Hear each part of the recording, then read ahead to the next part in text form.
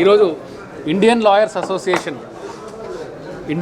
Association ఆధ్వర్యంలో economic weaker section అలాగే EVM machine ఈ రెండు అంశాలని చర్చించడానికి ఈరోజు సదస్సు ఇక్కడ ఏర్పాటు చేయడం జరిగింది.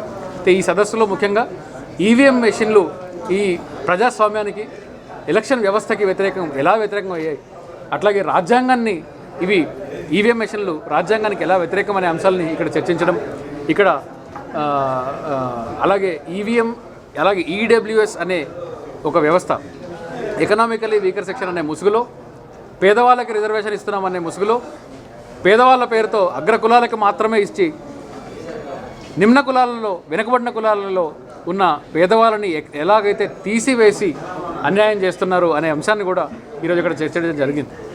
అయితే ఐఎల్ఏ ఇది దేశవ్యాప్తంగా ఈ చైతన్య కార్యక్రమాలు ఈ చర్చా వేదికలు ఐఎల్ఏ నిర్వహిస్తుంది. అందులో భాగంగానే ఈరోజు గుంటూరులో మా రాష్ట్ర అధ్యక్షులు వారు శాంతకుమార్ గారి ఆధ్వర్యంలో ఈరోజు గుంటూరులో పెట్టడం జరిగింది. ఈ మీటింగ్లో చర్చించిన అంశాలు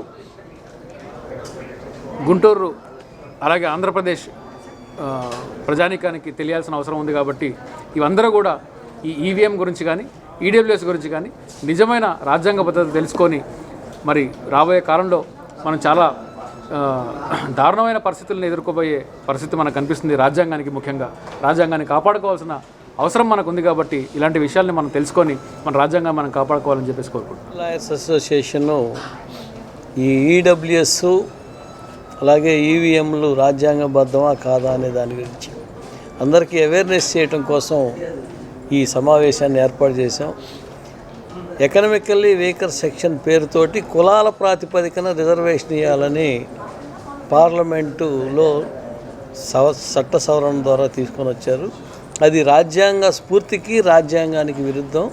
అలాగే ఈవీఎంలు కూడా రాజ్యాంగానికి వ్యతిరేకం కాబట్టి వాటిని వ్యతిరేకిస్తూ మేము ప్రచారం చేయాలనే ఉద్దేశంతో న్యాయవాదుల్లోనూ అట్లాగే ప్రజల్లో చైతన్యం తీసుకురావడం కోసం ఈ సమావేశాలు మేము ఏర్పాటు చేశాం.